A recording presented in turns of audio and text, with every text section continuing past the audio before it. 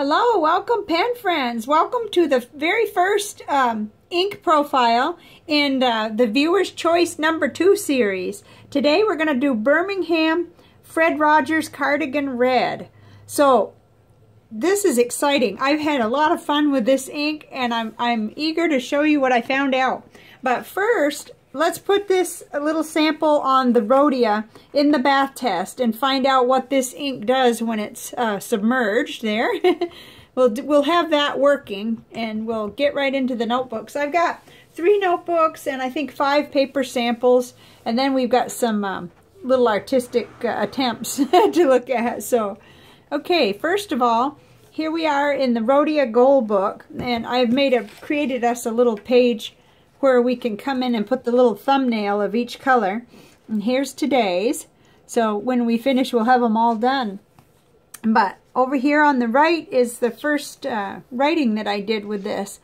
I started out in the Serendipity with a broad nib and looked it up to see, you know, a little bit about the status of the inks. So Birmingham Pens is in Pennsylvania in the United States.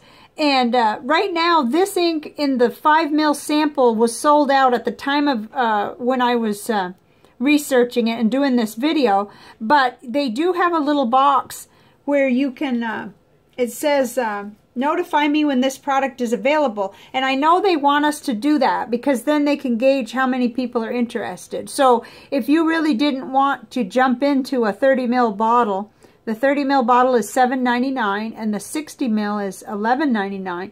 You could get the sample, but you just have a little patience and put in your email address so you can find out when they have it in that size. But I really like this, and you know, I really like a vibrant, really bright red, like as in the KWZ Thief's Red.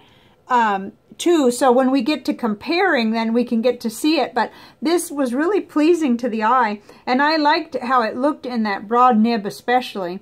Now, I didn't mind it in the, and this is all my error here, by the way, where it starts to blur. I somehow had the page wet down at the bottom. I must have been, my hands got into some of the dunking water or something. But I liked it in the medium nib too, and it kind of darkened a little to my eye. But I really preferred it in there. So let's get moving here so that we can see it in another notebook. The next one is the Cafe Note. Oh, that's kind of disappearing. That surprised me for some reason. Cafe Note by Nanami Paper Company with Tomoe River paper in it. And I've got a kind of an odd little entry today because I've got yesterday's. I've been writing with this ink for 2 days. So I've got it in the broad nib on this side and the medium nib on this side. And this was the broad nib with the Serendipity, which is my standard go-to for writing letters. So I'm back in that again.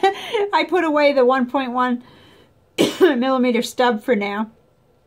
Things are all going good. And then here it is in the medium nib, which, again, it seems to sort of darken the ink a little bit. But I like it better in the little slightly lighter, brighter in the broad nib. So that's where we're at in there. Then I did kind of a weird experiment in here, kind of like I was doing before in this little notebook.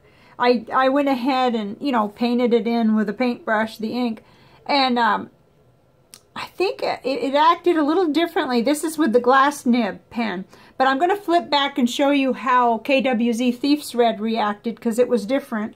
And I still don't mind it because I really kind of like the variation where you have...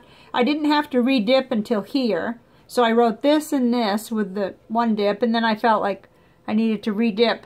But I didn't get that kind of variation with the other ink. So I thought that was just interesting. I don't know what it means. Probably means operator inexperienced with glass nibs is what it probably means. But this does show the ink color real nice. Let's see if we can get it toward that natural light. It's just really pretty on this paper. Let's flip back. The one before this was, yeah, I missed several days. KWZ Thief's Red. And same thing, I was using the Moonman pocket dip pen with the glass nib.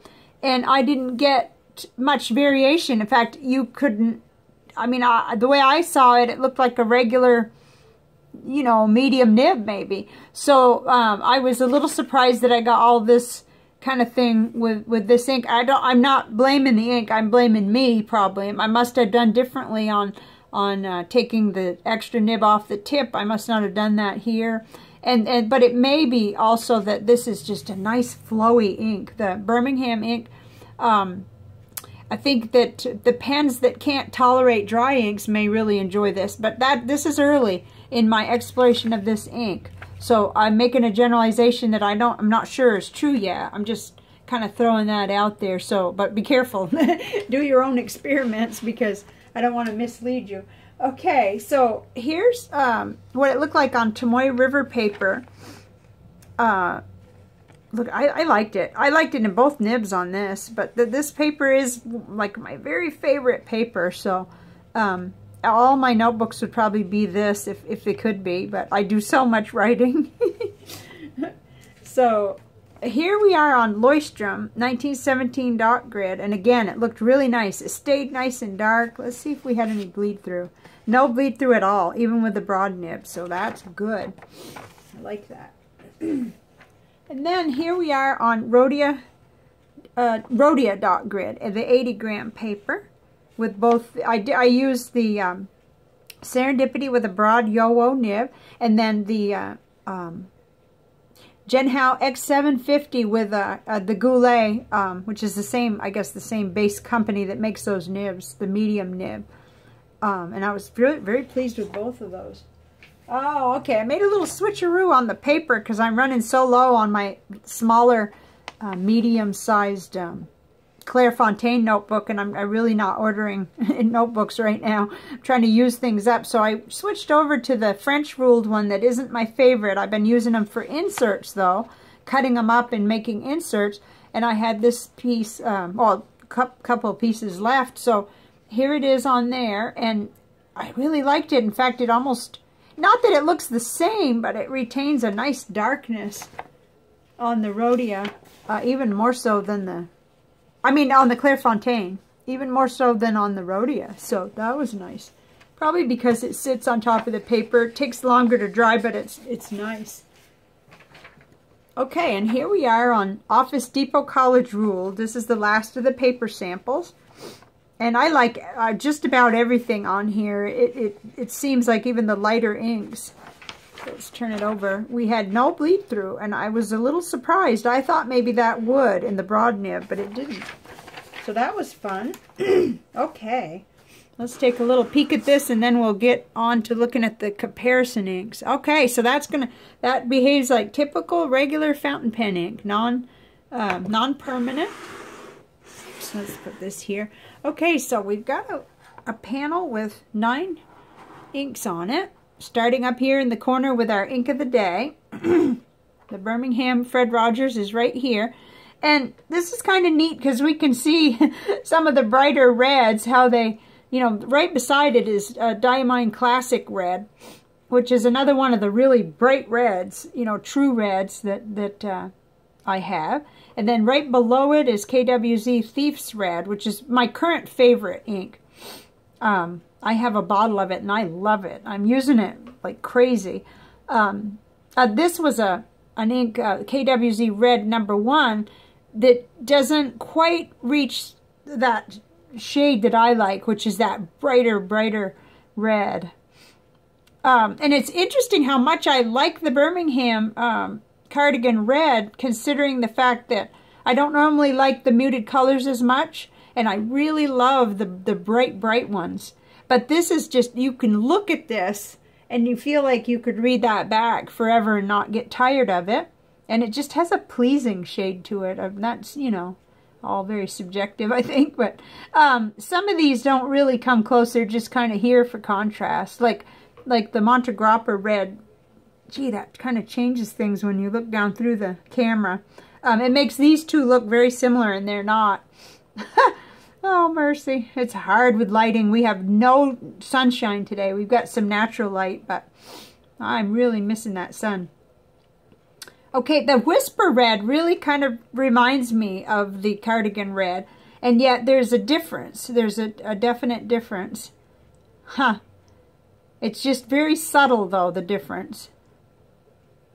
And then over here we got a little ridiculous with Caran Dash Infrared and Roaring Klinger Fernambuk, which kind of leans heavily toward pink on this side. Huh, but it's still very, very interesting. Now, let's see what happened when I did some experimenting with Nick Stewart's technique, which I'm going to... This is the paper that I ended up being able to print from the article from Pen World magazine.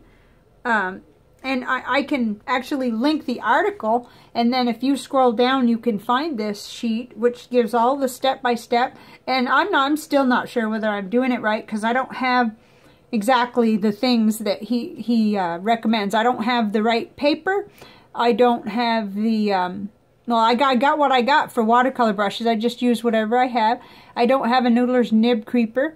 I just use what I have inked up, which right now, let's see, is the one that I used to come in after was this one, the Jinhao X750, which is somehow got loose with the Goulet nib.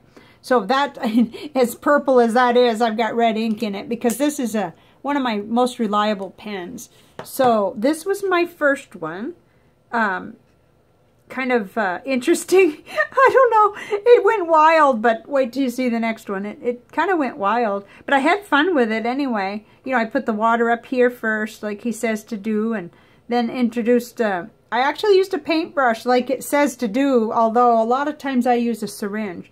But I used the tip of a paintbrush to put ink here, and then just watched what happened. And then I put more water down here and kind of tried to draw a line. My line is gone now, but that's, you know.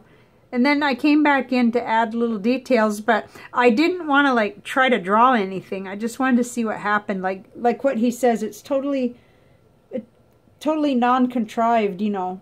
Very, very neat. So there's that one. And then what I did was, I want us to have in the visual journal, I'll have, you know, 4 of them up on top, and then on the other flip end, I'll have the other 4. So this was, I don't even know if I could do this again if I tried, because I had an accident with it, and I dropped too much ink with a ink syringe down here, and then I don't really know what happened, because there's just like, wow, it just went nuts. But it's pretty in its own way, I think. And I guess that, you know, we can definitely see how much pink comes out. There was a difference in the two. This one was much lighter, so maybe there was more water, but, well, we got some light pink over here too. So, whoops, I'm getting shadows everywhere for you. But this is fun, and it helps me work on my control issues, I guess you could call it, you know, with art. And trying to make things come out a certain way has never worked for me with art. And so this is just really fun because I can just blame the process, or, you know, say, oops, I dropped too much ink. But, you know, we get a much darker on this one, so it's a lot of fun. So if you want to follow that link, you can learn more about what he says about his art, and it just, it's fun and therapeutic in my mind. So, okay, so I guess we've had a pretty good look at this ink. I'm going to continue to write with it till I, you know, start on the next one, which leads me to that. The very next ink will be the J. Arbonne Stormy Gray, which I'm really looking forward to. Let's see if we can show any of that shimmer. Gee, it's hard to do today. We don't have enough of the light. It's got gold shimmer in it, or I think it's gold. That's what it appears to me anyway right now. And I haven't spent much time with this one, so I'm excited. Just kind of ignore there where it looks like some green got spilled on it. But it's a shimmer ink, it's a gray, and I love gray. So that'll be fun to be the next one. It'll be the very next one. I'm not going to guarantee what day. So I hope you enjoyed this. I hope you enjoyed seeing, you know, what this ink looks like, both in a sort of a little fun with a watercolor effect, I guess you could call it, or serendipity they're calling it, and also in the nibs. So I'm happy to be back in the broad nib and the medium nib, because that's kind of where my happy spot is. So I will see you for the next video, and I hope you're having a great day. Bye for now.